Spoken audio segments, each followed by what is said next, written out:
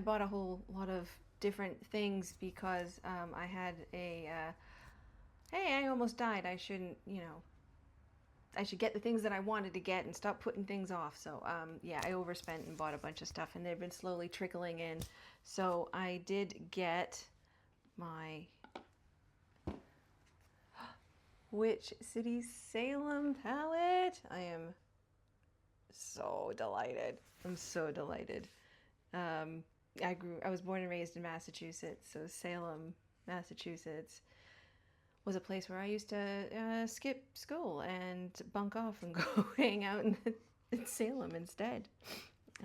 I loved it. I have done a few looks with this. I've used some of these more cooler colors down here, and I've used the purples, and I used the grungy greens down here. That was good. Can I just say, City Salem is the only palette that I've come across that just uses a piece of, it's like baking paper to protect the shadows versus the sheets of plastic. Can we have more of that? I mean, that's so much better for the environment. Why do we have these plastic sheets? You can just use baking paper. I mean, it's wax-proof baking paper. That's gonna be awesome. Awesome. And then if I break or ruin that one, I have baking paper in my kitchen. I can cut my own and preserve my palette and keep it good.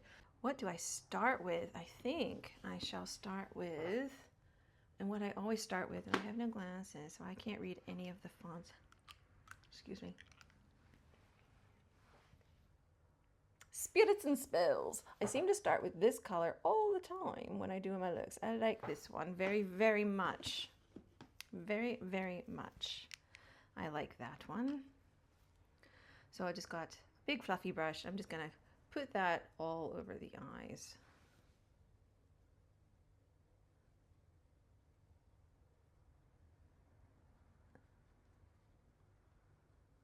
And it's just a light clay color, I guess you'd say. It's a gray, it's a taupey gray.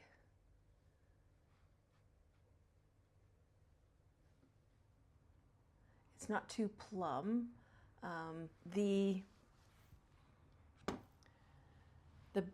The Barely Basics palette by Glaminatrix has a very similar shade that's more purple leaning that I also love. That one is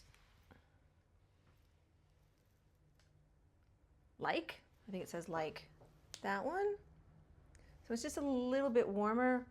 Love that shade too. It comes up a lot lighter than it looks in the pan. I'm gonna get that right in the eye pit as well, right in the corner. I did add, what concealer did I use? Do you want to know? I'll tell you, because I'm sure everybody wants to know. I've got that Tirtir one that's got the old-fashioned stick applicator and the liquid one. This thing's really good. It dries so quick though. That's the only thing. I wish it had a little more playtime. You like pop it on, you gotta rub it in real quick. Make sure you're putting all your moisturizer on underneath it as well. That gives you a little extra movement time. But yeah, it does a good job, I think. I don't know, you tell me. I've been watching some goth eyeshadow looks. I'm not interested in doing any of the like really like decorative liner looks that they do. I admire it. I think it's beautiful. I just don't have the patience. I couldn't sit there and draw lines on my face because I would just obsess, one, that they were symmetrical. And as soon as I make any kind of mistake, I would have to rub it all off and start from the beginning. I can't just be happy with it being not perfect. And whatever my mind determines is perfect. I'm not very nice to myself sometimes. I hope you're a lot nicer to yourself. But sometimes I'm a jerk to me. Not to other people. To other people, I try and be as awesome as possible. Which one? I think I'm gonna go with Hocus Pocus. Hocus Pocus. Yeah, that's the darker purple. Oh yeah, that's a lot darker than I thought it was gonna be.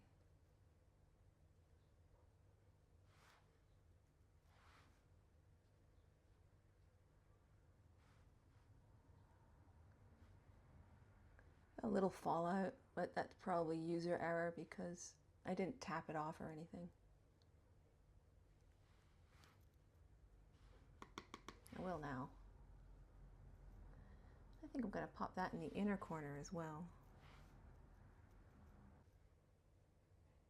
I did a look the other day and I used that really vibrant purple in the palette, which is called Salem Commons, that one. And I had my green contact lenses in. It looked really cool. I thought, let's go really purple and then put the green eyes in. But today I'm just not going to bother. I'm just using my own eyeballs. These are my colored eyes. And if I change it later, well then, that'll just be the mood that presented.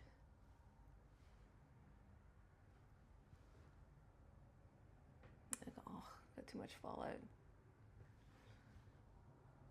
So, remembering, this one is a little more messy.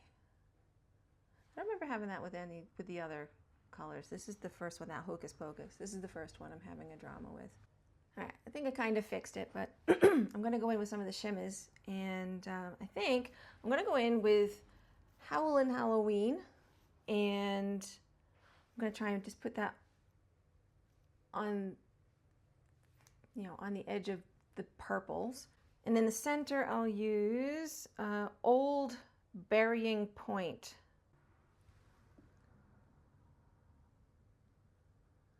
Don't know if I'm going to need, what's it called? The setting spray. I'll just tap it on with a brush. It's actually picking up quite nice on a brush.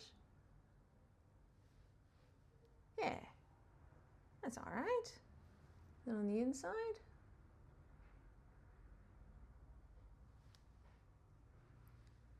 I always wondered, like, do all the same colors in the pans get the same imprint in everybody's palette? Like, if you've got this palette and you've got this, is Howlin' Halloween got a pumpkin in yours? Harvest Moon's got a bat. And there's a witch in Witchinawa and in Witch City. I don't know what that one is. Is that like a witch's castle in Seven Gables? I mean, I've used some of them, so you start to lose the imprint, which makes me sad. But, these things aren't meant to be pristine forever. They're meant to be destroyed. It's like a decorated cake. You're not supposed to keep it a perfect cake forever. You're supposed to cut into it and eat it and have a photo of it being perfect. But I just wondered if everybody else's, if your imprints were the same, or if they put different imprints in everybody's, because that would be kind of fun if they all had different ones. So my Howlin' Halloween has a pumpkin in it. Old Burying Point. All right, we're burying stuff. Who are we burying? Who's getting buried? We're burying.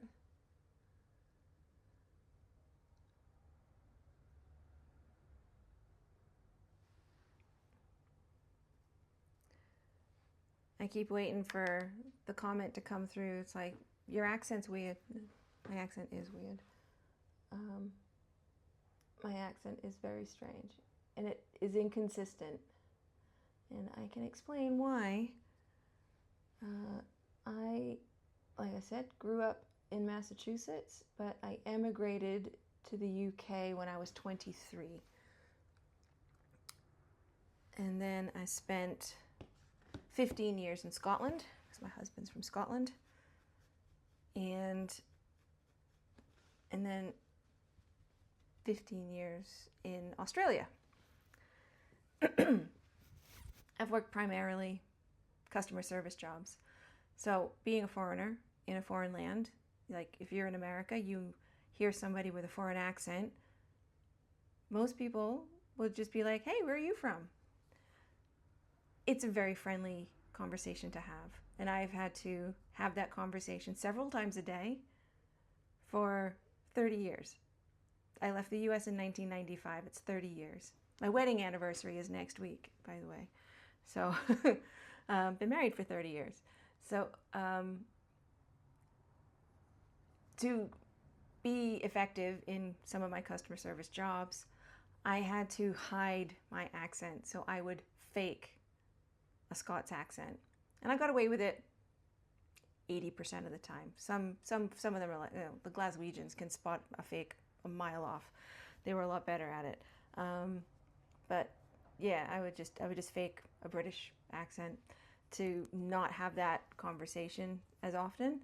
And I don't do it so much now, but I do still have oh, where are you from? Are you from Canada? They're very cautious to ask Canadians if they're American, because for some reason Canadians get really shirty about it. They don't want you assuming that they are American. And I don't know why you would. In Australia or even in the UK, if you heard this kind of accent, that you would assume that it was an American. You would assume it was a Canadian because of the Commonwealth and, you know, the visas that are set up in place that Canadians, who I affectionately call Canardians, are able to get visas and work visas in the UK and Australia a whole lot easier than a Yank would. So it's perfectly, it then never bothers me if someone says, oh, are you from Canada? And I'm like, no, I'm from the US. What am I doing with these eyes other than, I'm talking shite and not doing what I'm supposed to do. So there we go. I got, oh gosh, the glitter is getting everywhere. I'm not best pleased about that. I'm just trying to tidy it up. That's just a baby wipe. Just trying to tidy it up because for some reason the concealer I put in the middle of my eye, well, I just put it in the eye pits. It seemed to be migrating, so I don't know what that's about, and I hope that's not because of the primer.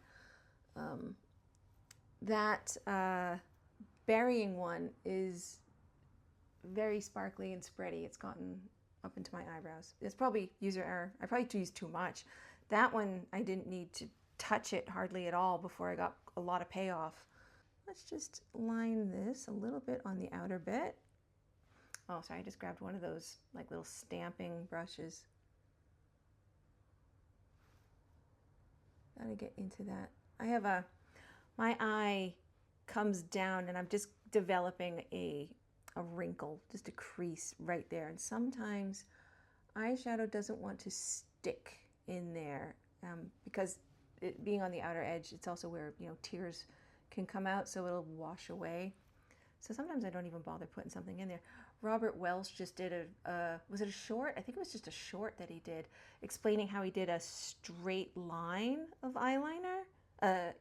Of eyeshadow eyeliner. And I'm going to try that, not today, but I'm definitely going to start trying that. Because I tell you what, I always liked how, oh crap, what's the actress's name? I Dream of Jeannie.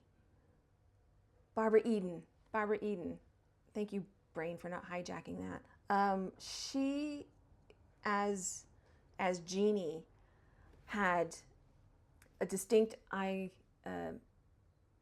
eyelash line, and then there was space, and then there was a bottom line. And I don't know, I sometimes think that they had a white line in between it, and there was just something about the way she did her eyes. Her eyes were so beautiful. I mean, she's still alive. Her eyes are still beautiful. Barbara Eden. Oh, gosh, she's beautiful. She was gorgeous. Well, she is gorgeous. Why do you keep talking about her in the past? I don't know. I'm sorry. She was beautiful. I just kind of like in the TV show, I was like, oh my God, as Jeannie. She was just, I love Jeannie's eyeshadow. Now, if you were a kid in the 80s, you'd get home from school, right? Mom and dad would still be out at work. You'd have a few hours before they got home. You had to just do a couple of chores, do your things, and then you could run and watch your TV. Or if you were like me, you would grab a snack and watch the TV first and then quickly do a couple of chores so it looked like you'd done them before your parents got home. You got to get dinner started. You got to make sure the trash is out, that kind of stuff. Or you'd get a whooping. So if you were like me, you would have been watching I Dream of Jeannie and Bewitched and Little Rascals, like the classic black and white, Little Rascals. You want to talk about the bad influence on Gen X and why we were feral? Because we were raised to watch Little Rascals, right? That was like your silent generation. My mom and dad were silent generation. They aren't boomers. They were not boomers. They were silent generation. They were born in the late 30s during the Great Depression, before World War II. And you ever watch those classic Little Rascals, which were filmed in 1936, 1930, yeah, during the Depression? The things that the kids were just like, well, first of all, we're the parents, but I mean, I know that wasn't the point of the show, but then you read about the backstory about the Little Rascals. Oh, awful. And sorry, I thought, freaked myself out, thought there was someone in my closet for 2 seconds. There's nobody in my closet. I promise. And you wonder why we didn't go home. But I did. I went home and I watched an awful lot of television. I watched an awful lot of old movies. I was an old movie buff. It was one of the things my father and I actually enjoyed doing together. Not much else. We had a fairly fractious relationship, but we enjoyed movies. Now I would watch, like I love Danny Kaye. Love Danny Kaye movies, big musicals. The man was just lyrically, linguistically gifted in the way that he could just spout garbage and make it music. And my dad would watch it for Virginia Mayo because he had a mad crush on her. So, whatever. I also like Jerry Lewis movies. I had a thing for comedy. I like funny men. And if there was a movie with a funny man, Abbott and Costello, Lewis and Martin, I was watching it. I loved watching funny men. What is this turning into? I'm not sure. It's a little more vampy than I thought I was going for. Did I get that mulberry? Let's bring this just a little bit higher. I'm just barely touching this brush into that Hocus Pocus again. Barely touching it. Don't want to tempt it into more. I almost want to like use it as a cap on that glitter.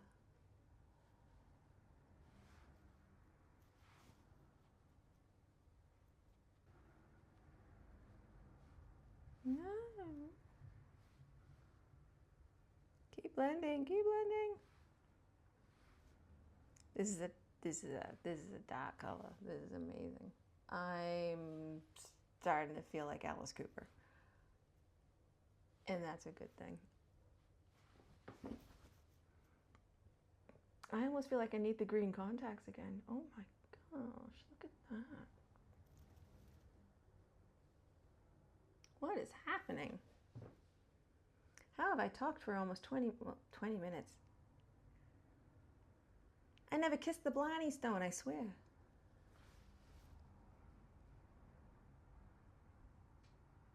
Alright, I need something in here. Do I want to risk a sparkle? Let's do it. What the fuck? The Crucible. I'm going to use the Crucible instead. That's the red one. I'm using that one instead. It might be a mistake. It could be terrible, but I'm gonna. I don't know. Do I want to tap that one on there? I'm just, oh, sorry. What, that one, like, you know what that is. Sorry. I'm just going to go back to that burying one. Put that on top. Burying point. The point at which we are buried. Could I name a landmark in Salem? No, not at all. Not at all. It was a place that I would just go and go into the you know, the witchcraft stores, you know, and you'd look at all the polished rocks and minerals and tarot cards and smell the incense and you know, admire the bat-shaped wind chimes and crap like that. The touristy shit. All right, I'm gonna spread that glitter around a little bit on the top there, just into where my naked skin is. And then I think it just needs mascara. Probably a lot more blending. I just feel like it's such a sharp line up there.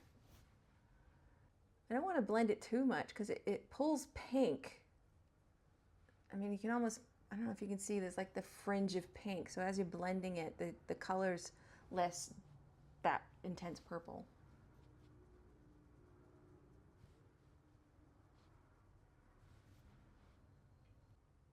I was thinking I might do my brows in a different way than I've shown before, but in a way that I use quite a lot. I'm going to comb through my brows with, I've got this got to be glued hair styling gel. You can see I just dip into it. I don't actually use it in my hair. I just use it for my brows. And I just get these well, they're silicone tipped spoolies. And I'll just get a little bit on the spoolie. Not too much. And I'll comb through just to get them tamed and going in the same direction. Oops, that was too much. That's okay. There's a dry side for a reason.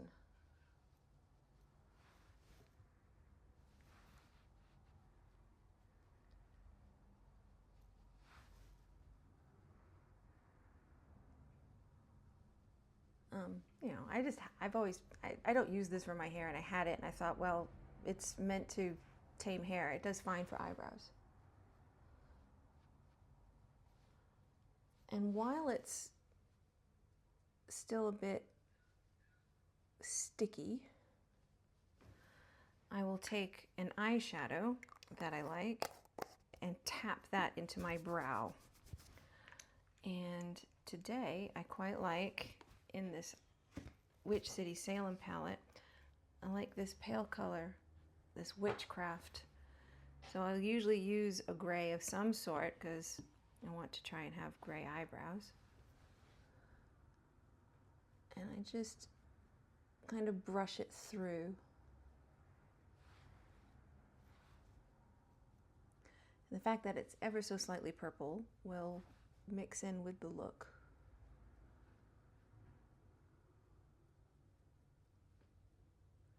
And I usually search all over to try and find the right grays to do this with my brows. Now, not everybody has to do this. This is a me thing. I like to do this. Most people try and make their eyebrows darker, but I notice there's trends with using colored eyebrows. So maybe it's coming back into fashion.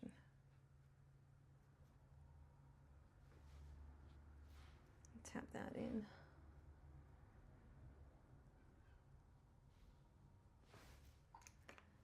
Now bring back my spoolie. Just wipe off any excess.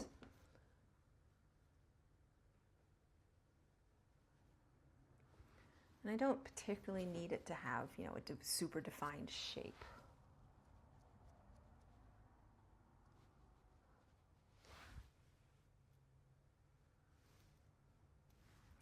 And the other thing I've been doing is I've got this white eyeliner from Colourpop. And I have a couple of white hairs, and I've just been, you know, owning them. Just own my white hairs right there.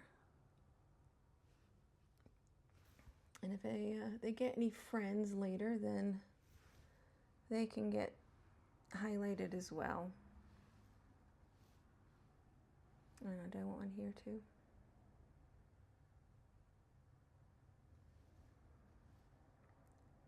Just a little stripe. That's that. If you hate it, that's fine. It's not your face. It's my face.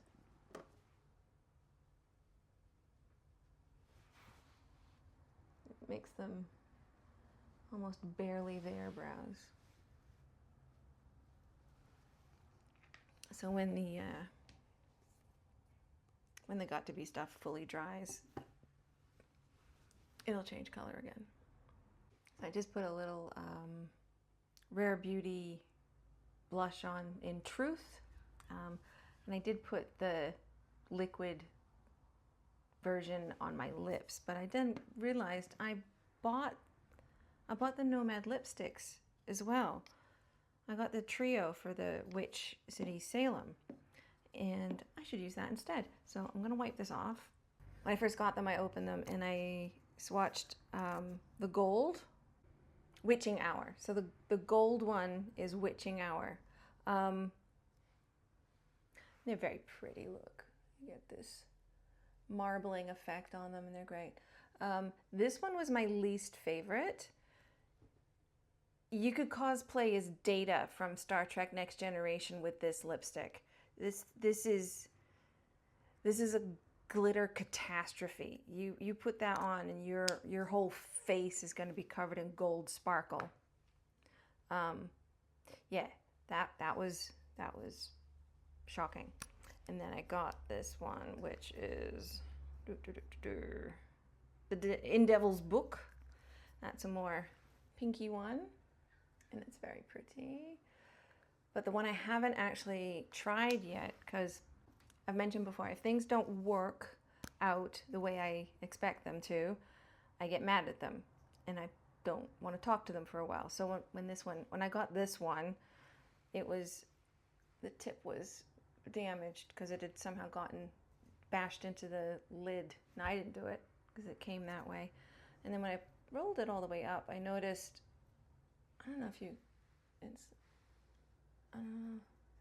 the base is not set in. I don't know if it's like not set in fully, so I'm kind of scared of it. I'm scared of it. I don't want it to break. But I think it's going to be fine for this look. So I haven't tried this one yet. I don't know if you can tell by the super shiny tip that, you know, there's no lip prints on it. But I didn't do, I promise. You can tell me, oh, you probably did. I didn't. But let's see, because I think it goes with this eye color.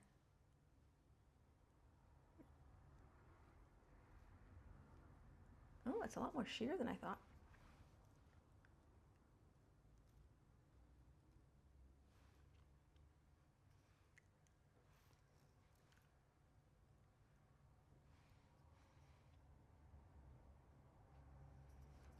Oh, it's one of those dark colors that makes your lips look small and tight.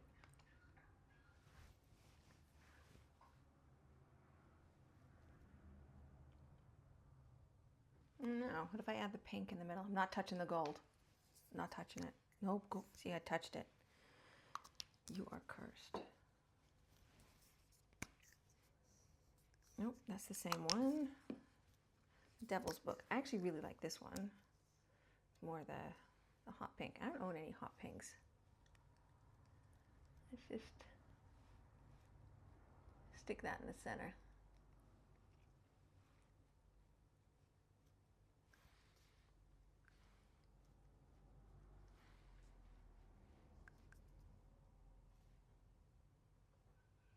It's got a bit of sparkle in it, but it's not obnoxious, and I don't feel it. It doesn't feel like glitter on my lips or anything. That would be a sensory nightmare, and I would reject it straight away. But there we go. That's me playing with my Nomad Cosmetics, Witch City Salem. What do you think?